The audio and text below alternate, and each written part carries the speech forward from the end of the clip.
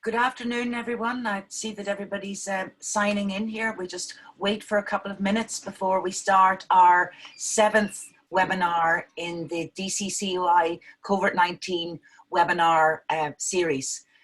Just to remind everybody that we're frequently updating our website with frequently asked questions, and that all recordings of previous webinars can be found on our website.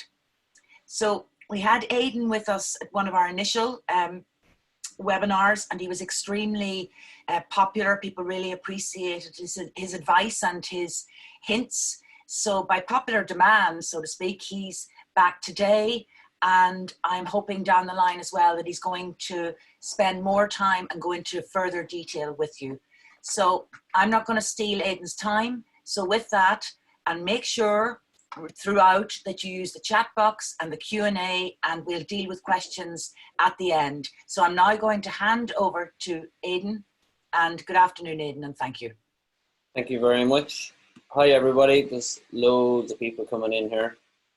So lots of people. So I'm Aidan anyway from Video 3, and I was here last week. I was running through tips on shooting, and I was delighted to be able to do that, and there was a huge interest actually, and I have people even engaging with me since that and dropping me texts and that for different tips and that, and it was great. So hope you get the same out of today. Today is about probably the other level. So when you shoot with your phone, the next question is how do you maybe look at, you know, adding a bit more spice to it and a bit more branding and making them yours. That's what today is about, is just giving you an idea from some of the simple things that you can do yourself on apps on your phone that will help brand your videos a bit more, but also to give you pointers as to good practice on how you publish your videos by using some simple editing techniques. So I'll go through the 5 points and I kick off, and it'll all come to and make sense then. So we still have some people coming in, but we will keep the door open and continue on because we're just after now. So today we'll go through our 5 different attributes of editing. The branding your video would be the first one, really important.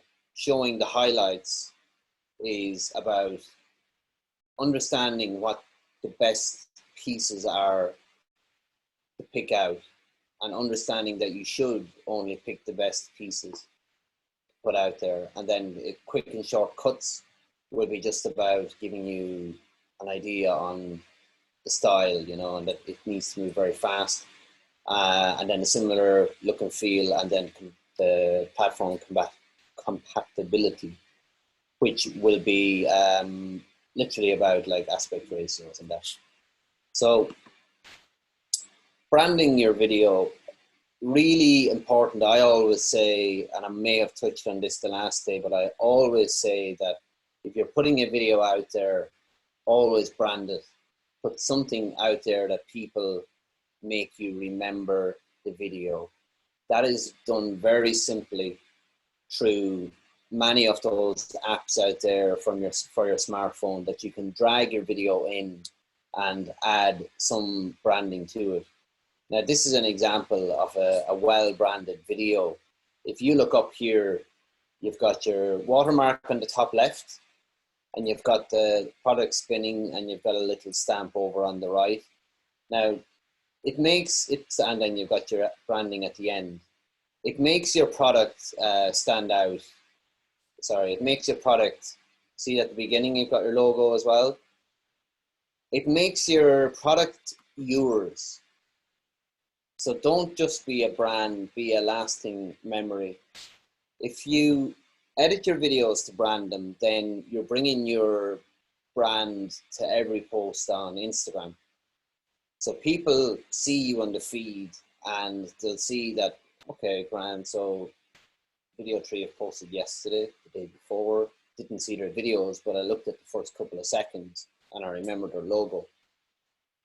It's very easy to do that by just adding your logo. The way you would do it is that if you have your professional logo, get it off your graphic designer. You need your PNG and your JPEG format. There's the PNG and the JPEG. The JPEG is where it's got a white background on your logo. It's like on a canvas. And then the PNG is the see-through logo. So have those on your phone.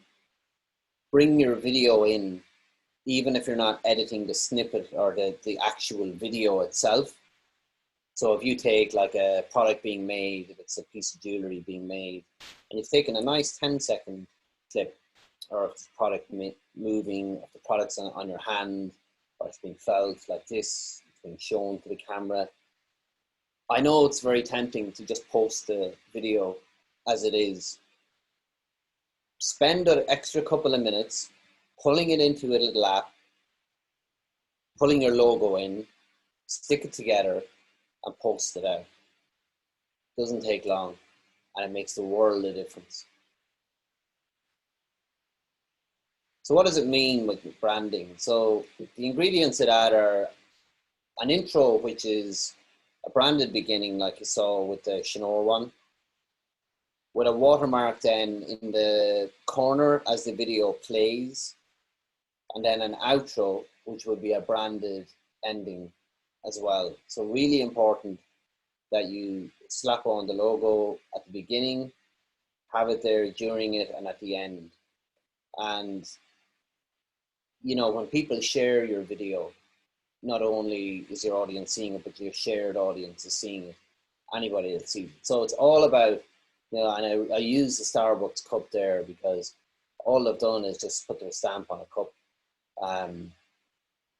You know, and the brand awareness that Starbucks have, it's not even nice coffee. It's like it's out there all the time, and the green even makes it look familiar.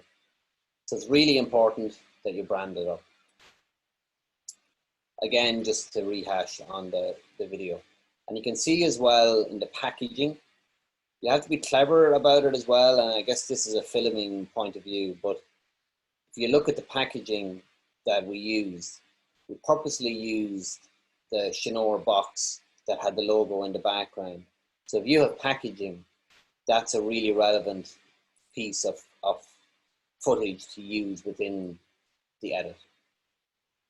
Showing the highlights is about picking the best bits. But so if you think about when you're filming, and you're filming in a way that, so when you go out there after today, right, and you're in your studio and you're thinking, well, now that I have an idea as to what editing is, I'll go and I'll show the whole process of me making a piece. And I'll show it from this angle. And then I might show it from this angle. Take the footage, do that. Take the footage with you. And then in your mind, you'll think that after that, well, look, I want to have as much as I can on my phone so that when I do bring it into an app, that I can slice it and dice it up. And what you'll do then, if you're clever about the filming, you'll have more to edit. So you'll be able to bring in the footage. And then it's all about getting the really, you'll know it's your own product, but getting the parts that really come to mind in the customer's mind. So what are the attributes of the product we're selling? Be very clear on picking the right attributes. So when you have the editing, the footage and a timeline in your app, carefully go through that and pick the best bits. And, you know, I think I might have said the last day about with a video that when you shoot without editing, that it is what it is, you know, it is what it is in the studio. Maybe you can't cut out the bad bits.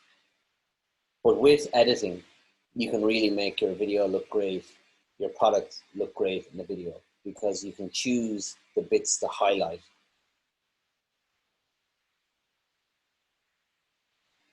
Now, quick and short cuts. You have 3 seconds. One of the reasons I really suggest some editing is that when you've got some shots packed together, the video moves faster, means that it kicks off faster, means that you have those 3 seconds where people make up their mind.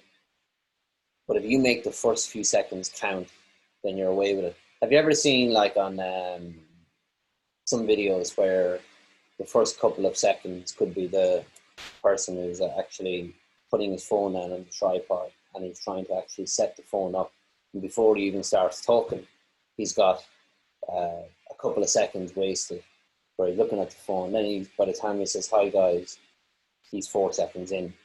You need to avoid that.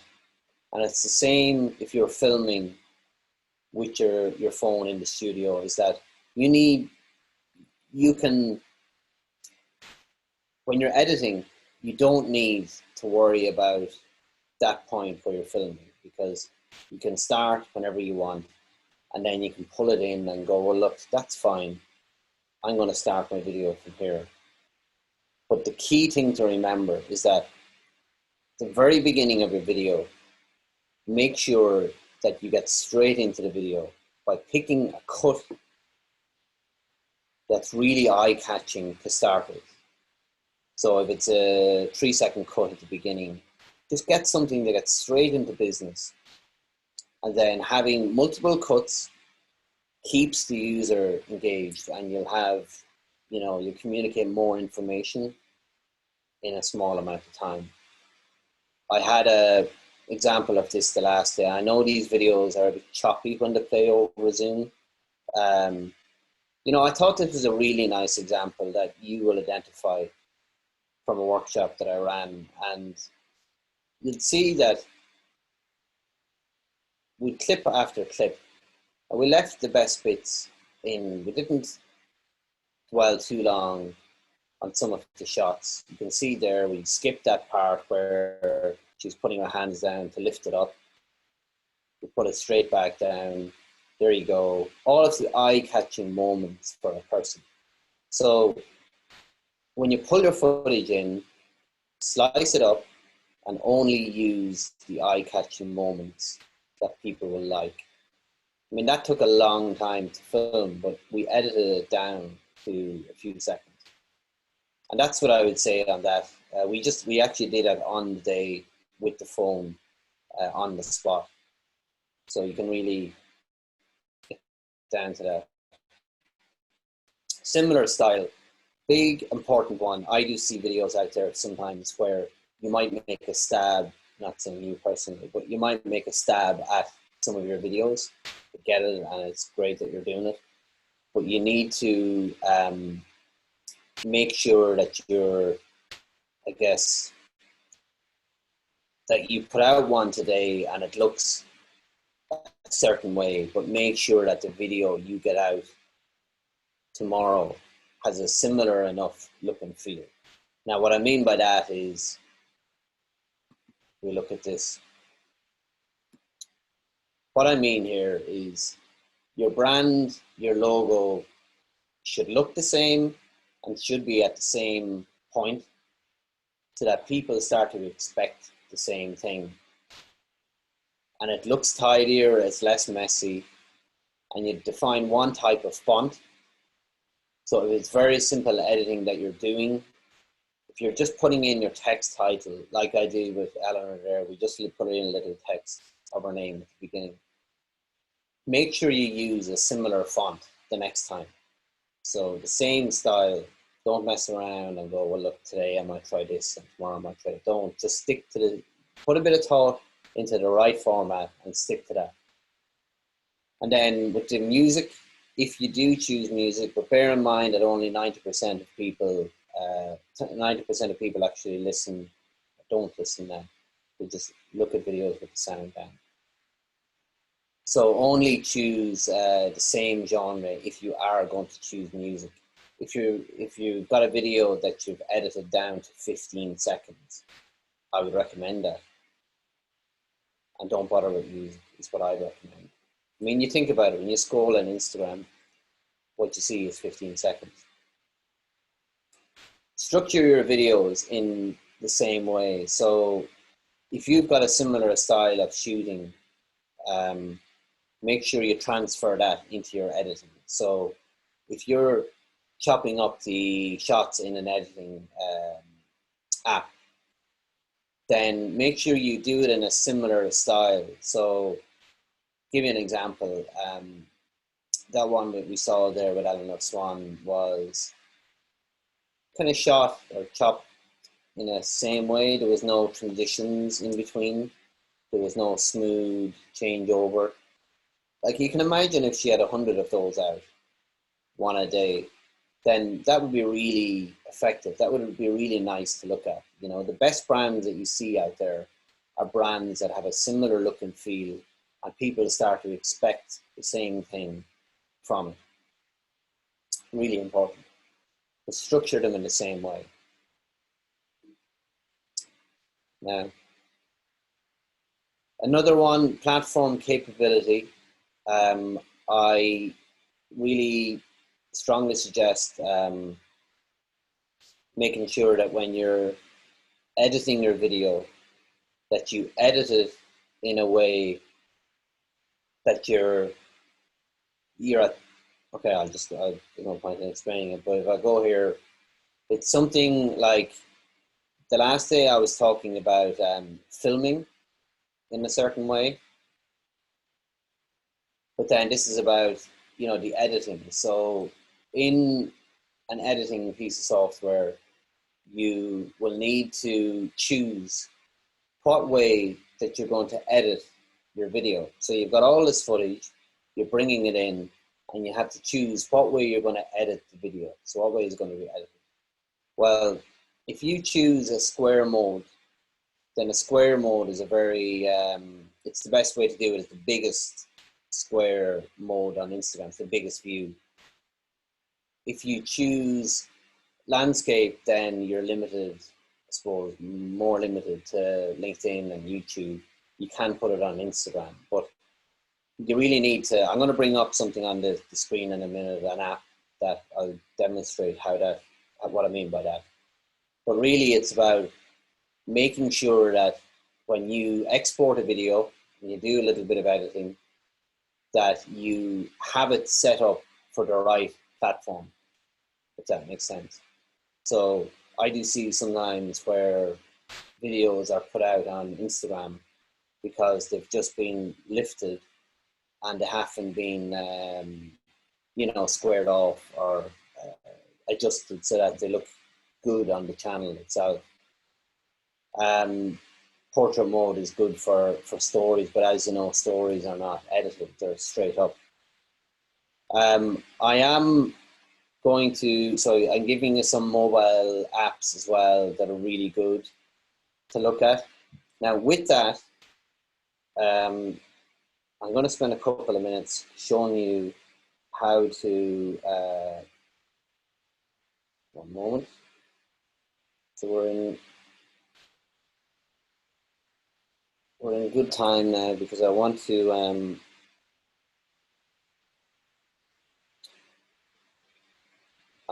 I'm powering up this, it's a thing called a power mirror, which I hope will work.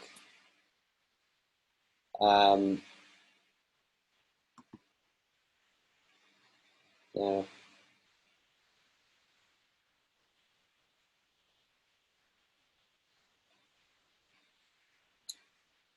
An app that I would recommend for editing. It is a bit technical. I won't lie to you on that one. It's a bit technical, but I want you to see this in action so that I can introduce you to editing and get an idea. Now, this is a minefield. I run different courses on this, but this is a really good way for you to appreciate what I'm talking about in action. So now that we have a few minutes, I want to show you this. So it's called KineMaster. Now, we just have 1 second there. It's stuff, I'm just checking in case any questions come in or any problems, I suppose, come in, just to make sure you can still see my screen. So here's an app that I really recommend. This app. It's called KineMaster, and it's free for the first. It's free. It's €5 per month, but it's free if you put a watermark on it. Now you don't want a watermark on it. So really, it's €5 per month, but it's a very good app. I'm going to show you just how you do something very simple. I'm not going to get into creating a project here. We don't have time for that. But I'll show you what I mean by a couple of the tips that I've actually gone through. So in an app, you'll be asked to select your aspect ratio. I would generally go with 16:9 when you're editing. 1:1 is for Instagram only. So if you open up an app and they ask you what kind of aspect ratio do you want, understand that if you choose to edit in 1:1, that the only way that you will actually be able to use this video will be on Instagram, because you'll choose 1:1, it'll be edited in 1:1. You cannot go in during a project and change it. So understand that here you need to make a decision in the apps, in many of the apps will be similar, as to what aspect ratio you're going to choose. So let's just say in this case, I choose 16:9. And let's just say we look at some footage here, right? And so we've got, now I want to give you an idea. So when you come along here and you're scrolling, you see this, you've got, somebody has, or I've shot this footage, not somebody. I've shot this footage and I just stayed there looking at that same clip, waiting for it to get the right spot. So imagine yourself in your studio doing that, where, sorry, someone asked me a question. I'll get to those questions in a moment. But on this clip here, like in any editing app, you'll be asked to choose the best bit. And this is what I mean about getting the highlights. So you need to just get the right bit and you pull it down and you get the right bit. And then you move on to your next clip and you get the next bit, which should be the right bit. And again, it does take a bit of learning as to what is a good clip. So for example, if you come down here and you go, right, well, that's the best clip. So you kind of go here and you come like this, you pull back. Now, this is what editing is about. It's actually a really enjoyable experience, being honest with you. You'll get a bit hooked on this when you start to learn. So if you then, you need to pick the next best bit. Now,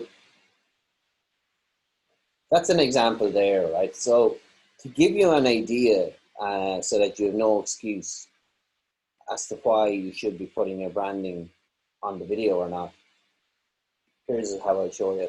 You can time me and see how long it takes me. So I'm going to put a logo at the beginning.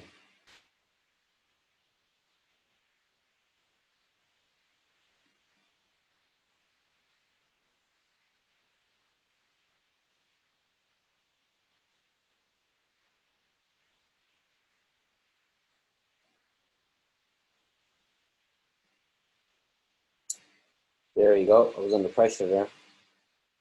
But do you see what I'm saying? It's very easy to put something pasty to introduce your video versus having no logo, if that makes sense. When I say then about watermarks, that's about grabbing your logo again, or another image, maybe let's just say this one. And that's about bringing it down and putting it here in the corner.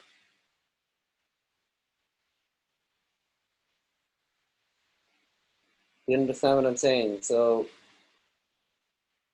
don't look at the technical parts of what I'm doing. Look at the fact that it's actually quite easy to do what I'm doing on your phone. They want to see the human aspect.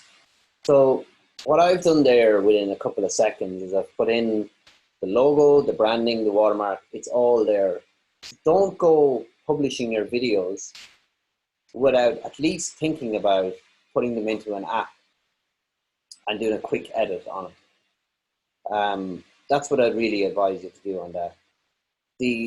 An idea as to what I mean by a call to action, and you know when I spoke about the intro and the outro, well, the call to action is the outro.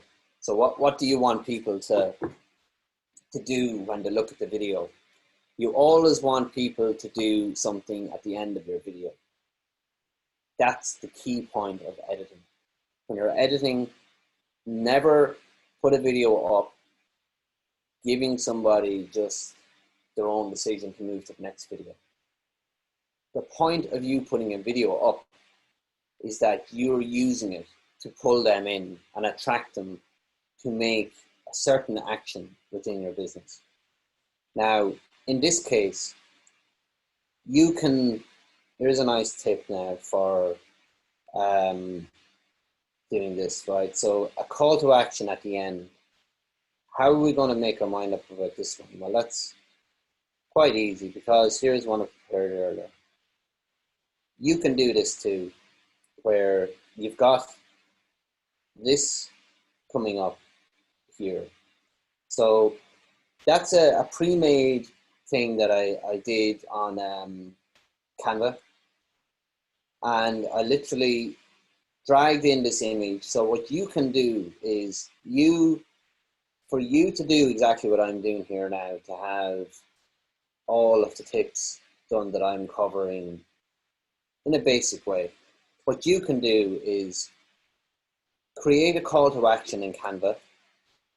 So have your logo, your contact details, have that in Canva, pull it into your phone, send it to your own phone, have it in the library, get your logos, and then when you've got your logos on your phone, you're able to then pull them into the app whenever you want. And what you've got there in that scenario is you've got the ingredients to your branding, your exposure, your brand identity, and it's on it. And how long does it take to do it? When you get into a practice of doing it, it's very quick, very quick. So it's a minefield. You can get into like text graphics and all of that other stuff. But to me, for you to go away from today and go, right, now I know how to actually put something on my stamps on my videos, I can do that. The other part that I mentioned, now that you understand a bit that you can chop and get the best bits only, that is easy to do in an editing app. You cut them and you keep them short. So it's a beginning anyway to for you to understand the advantages of editing. I'm going to open it up for some questions because we're in good time, and there's a lot we can learn from having a discussion from each of the people taking part here. So I'll go back to Emer, I think, or Mary, if you want to come in on it. Yeah, I just wanted to open up to help you there. Yeah. I'm going to go through a few of these questions, and if If some of them aren't named, please don't take insult, but I'll do my best to have everyone's name attributed as well. Okay, Fergus Grant has come in with, are there any apps for making time-lapse videos of the making process? There's an app called Lapsit, and it's in at the end of that presentation. Lapsit is a really good one. So it's literally called Lapsit. L-A-P, I'll type it in there, everyone can see it, but it's on the end of the presentation. It's called Lapsit. Very good. Yeah, very good app. Mary Chandler, she'd like to make a training video, and should the video be recorded at various angles, and should close to the object? Yeah, so good point, and I'm always afraid that I'll start wandering into how you shoot when we're talking about editing, but I think everybody's probably comfortable with this. Absolutely, like when you know that you're going to edit, you should never digitally zoom on your video. You should be able to set your camera up in the different positions, and exactly like what you said, keep it on a tripod, whatever you need to do if you're the one that's working away, and collect those shots later. So yeah, absolutely, different angles. Yeah. Okay, I'm going to wrap two questions into one here because you have covered the editing app piece. However, I've got one here, so I'm putting Caroline Schofield and Fiona's question together. Are there good free apps, or do you recommend paying? Filmora is a good one, which is at the end of my presentation as well. That is, as far as I know, that one is free. Adobe is a good one. I think you need to sign up, but it is free, I think. I mean, I always think that, you know, to get best value, I mean, €5 a month is definitely a great app. It's got lots of features. My advice would be test the different apps and download all the ones that I have referenced at the end of the presentation, mess around with them, and you'll make a decision quickly then on which you think you'd like to develop your editing on. So you might think that all I want is basic edits, and then you get one of the free ones. If you think that I want to do something really advanced and, you know, learn more and take a course on it, then KineMaster is a really good one. But you'll get lost in a minefield of settings if you pick a complex app, you know. So to answer your question, it's up to you based on what your needs are. Okay, I have another one here. Okay, can footage filmed on a phone be edited on a PC? Someone's going to be borrowing a phone for filming as theirs is not of great quality. Somebody is, sorry, say that again. Okay. Sorry. They'd like to know footage filmed on a phone, can it be edited on a PC? Yes, there is a good, yes. Now, I was just speaking to somebody in that today. Some people rather just to take it off the phone and sit down and actually have more space in the laptop. How I'd work that out would be have a Dropbox in your phone, get your Dropbox set up so that you can have a system where all your footage that you film on your phone sucks straight into Dropbox, and then open up your Dropbox in your desktop, and then have an app on your desktop called, there's a few of them now, but Wondershare is a good one, called Wondershare. It's yeah, Wondershare. I'll type that in. It's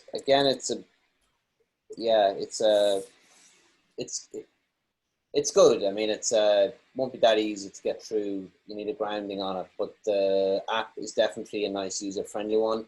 I think it's only about €50 for a year or something, so it's really affordable. And yeah, the laptop is definitely a good option. And also a big point is that if you're editing, you kind of get into the swing of it. There's a practice that you should get into is that even though you're not going to use the footage straight away, keep it and harvest it in on a Dropbox folder.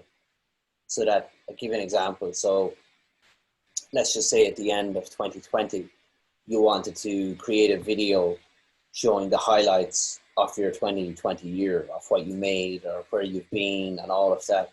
You could get lovely clips that you've pulled out of Dropbox, put them into your software and create a lovely video, not even having to pick up the phone and film. It's all there in the box.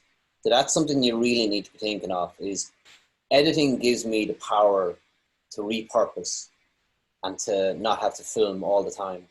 So. Okay, we have another one here. Should voiceover be recorded after the film has been edited?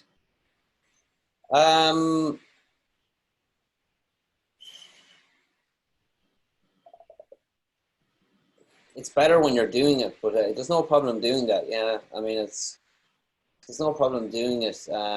My advice would be to record when you're doing it, because you put lots more meaning into it. There's a guy, Bear Grylls, if you know Bear Grylls, who does all of these survival programs, and you just know he's sitting at home behind his laptop talking about how he needs to be brought to hospital if he gets bitten by a bear. It's always like him sitting down in his studio, and it doesn't have the same feel. It doesn't have the same feel. My advice would be to shoot and use a microphone if you do need to. Called a rodeo microphone would be a good one. There's a few of them, but a rodeo is a good one. So do your best to get your audio during filming. Okay. There's another, well, first of all, I must tell you, there are an awful lot of compliments coming in about how good your talk is. So that's good. That's really important. So I'm going to get into the meat of another couple of questions here. Right. I've edited a video, and can I convert it, cut it down for Instagram? You've edited, and can you convert? So what is it?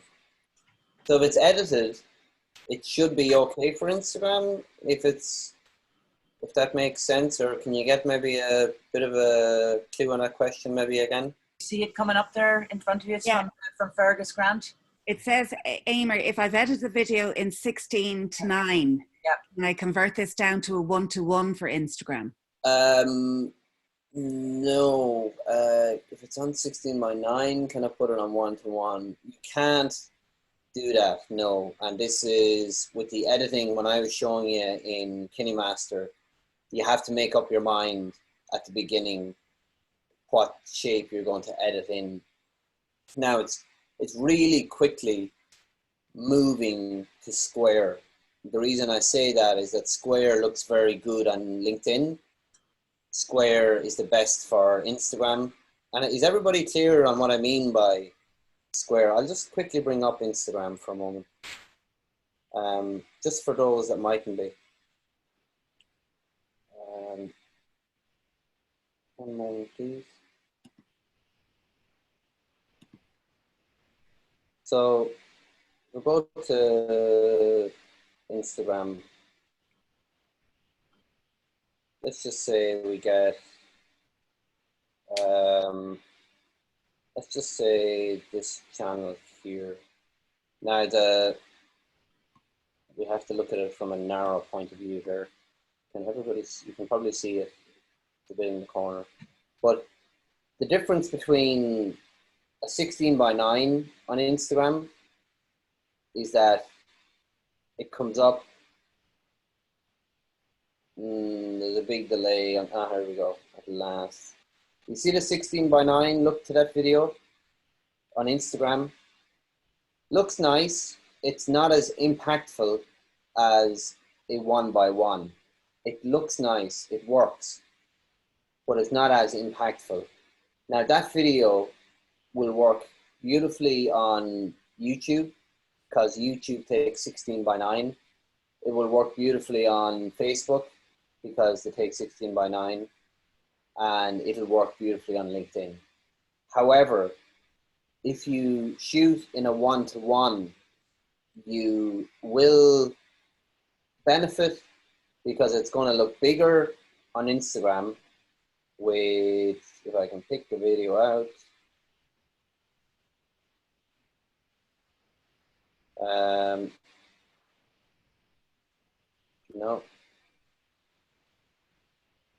One moment, please. There, that one. So that's a square video.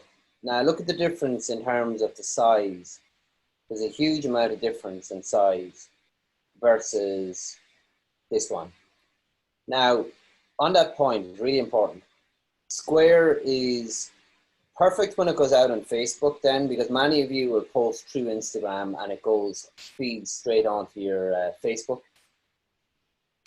But LinkedIn, it actually looks fine if anyone wants to put it out and reach B2B. YouTube is not as fine. Now, most of you here are not here to build a YouTube channel. So my advice would be to really start thinking about square more so than 16:9. Yeah, so there's an answer for that one. Okay, we've another one here. It refers back to the last webinar where you mentioned using a microphone in your studio and other rooms that have no carpet, okay, that attaches to your phone. What microphone would you recommend that's budget friendly? There's one, and excuse me if I look at it on my phone, because it was just today I was researching one, and it's called is a really good one.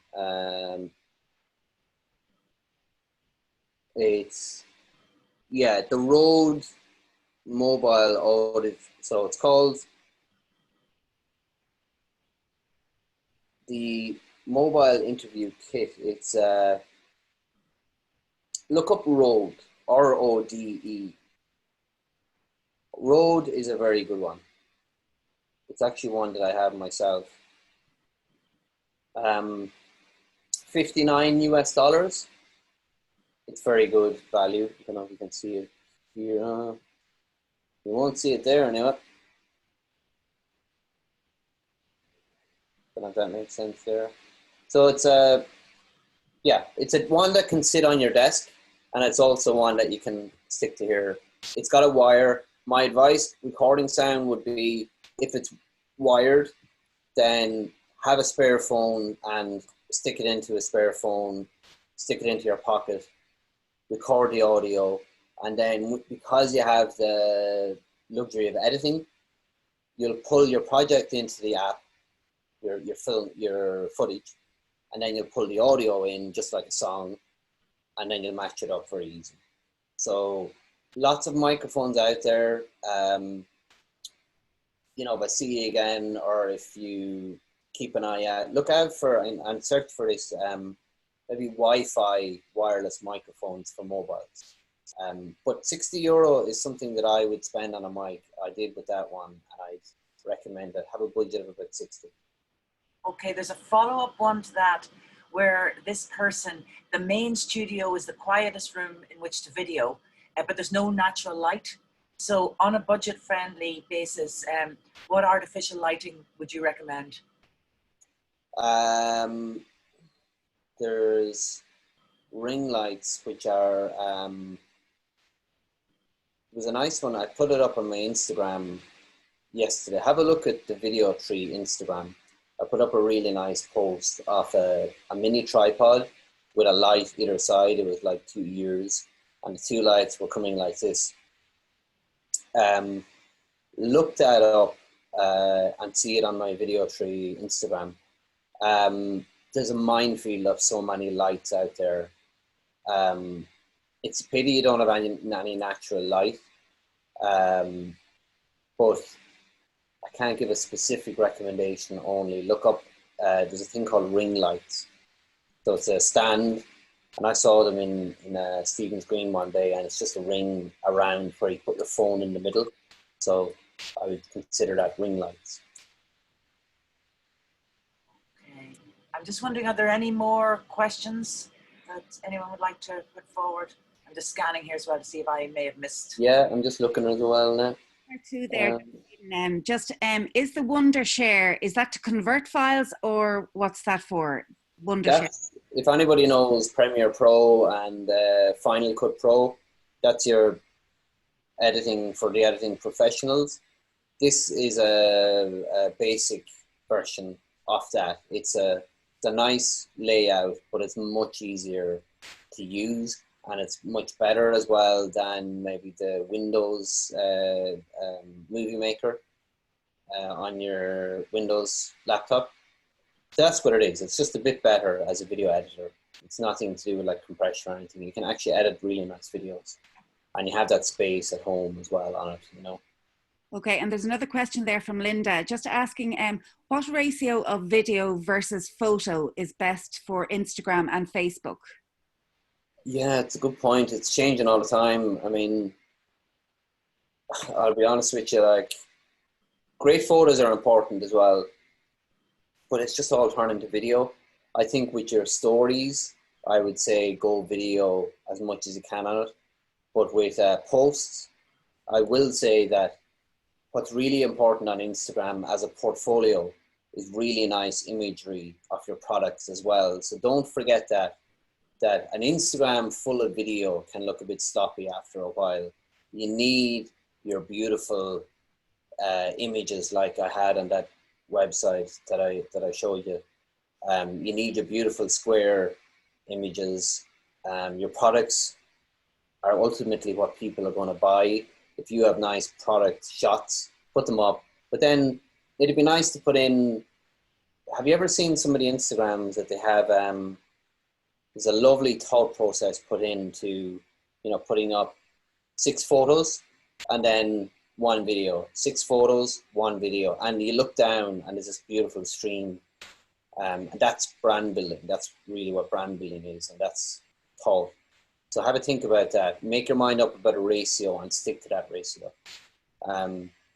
Can't give you an exact ratio, but see what you can do with videos. Yeah, trial and test, you know. Who else? Any more emails, you think?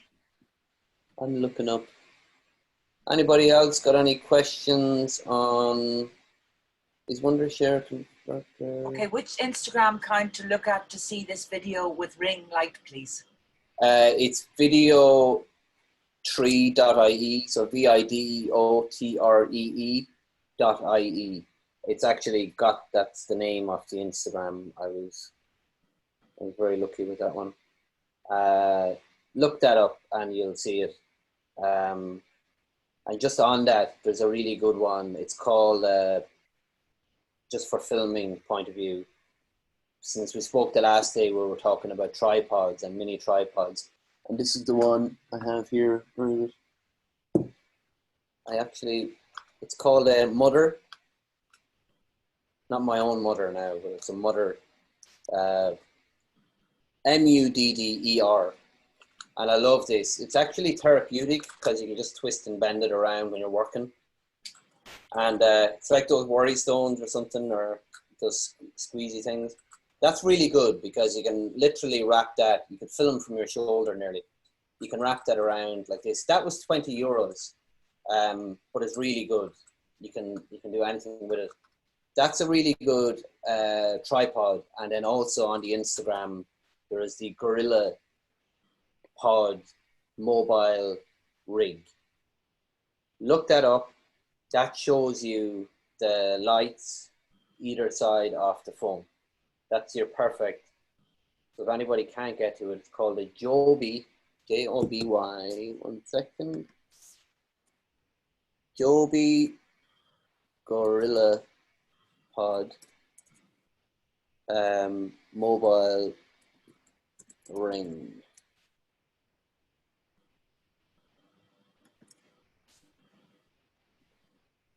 No, sorry, that's Joby, Joby.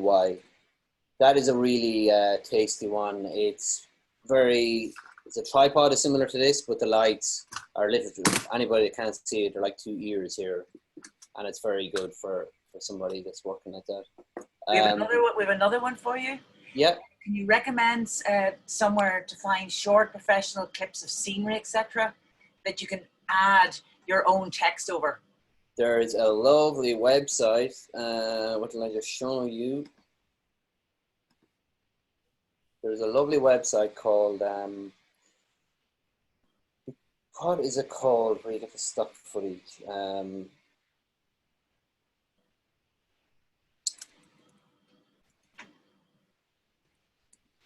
Now there is some, they're not very expensive. I thought there was some free ones on it. But anyway, you could get something like that where you've got, let's say, Ireland. I was doing a promotion recently for a company, and we had to pick loads of Irish clips of Ireland. And I think that's what you might be talking about, is the clips of Ireland, okay? So you've got, you see, they're very expensive. But look at this, $10 for something like this, 43. So you have nice drone shots, 43. It's difficult to get good free ones, but you know, if this means that you can put together a nice video using a bit of stock footage without getting somebody in to get a drone, then you'd be very surprised for what you can do. I had a project done lately for a jeweler, and 90% of it was lots of stock footage, and beautiful stuff. So. Okay, I've got another one here. If someone is recording the making process, what's the ideal length of a video piece? The making, in my view, you're better to maybe do a time lapse of that making. Do a time lapse and then have the video edited down to maybe 45 seconds, around that if you're making it. You know, it really depends on how engaging it looks at the end of it. So the thing about editing a video is that you could have 45 seconds of you kicking off something and you're waffling your head through the first 20 seconds. Nobody's going to stay in tune for 20 seconds. If it's 45 seconds and you're after doing a time lapse and, you know, it comes down to 45 seconds, and if it's a really kick-ass video and you love it, people will love it. So, you know, 45 seconds, even a minute if it's a how it's made piece, but always do a time lapse. Or another option is what I did with Eleanor that time, where I had cuts. Now we saw the product being made very quickly in that sense. You know? So definitely under a minute for one of those videos, absolutely. Okay, I have a lot of thank yous coming in from people. I think that's it. Great. On the questions. People think you're absolutely marvelous, Aidan, which is great. Brilliant. And easy to understand. Great. And delighted about that. And I'm pleased to tell everybody that we're arranging for a two-part editing video series, and we'll be running it, say, 22nd and 27th of April. Now, don't worry if you don't remember those dates. I'm hoping that in the next 24 hours, I'll have a schedule going into May up on the DCCI website and ready for you. So also remember, as my colleague Mary, who's been kindly helping so well in the background today, that all of the recordings are available, and she's typed in the details of that. So with that, Aidan, I'd like to thank you very much. I'd like to thank everyone for joining us. And I'd like to wish you all a safe weekend and not to move anywhere. So we'll see you anon, and thank you very much. Thank you. See ya. Thanks for joining.